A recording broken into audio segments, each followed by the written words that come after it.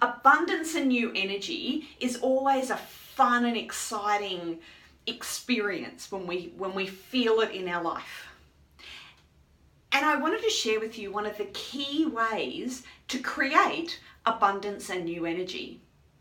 Something very practical. I hope you're ready for it.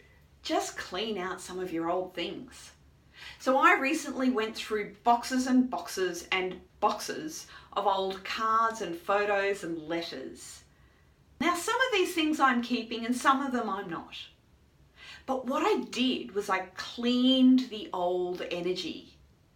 And by simply cleaning old energy, it allows new energy to show up, and that's where abundance lives.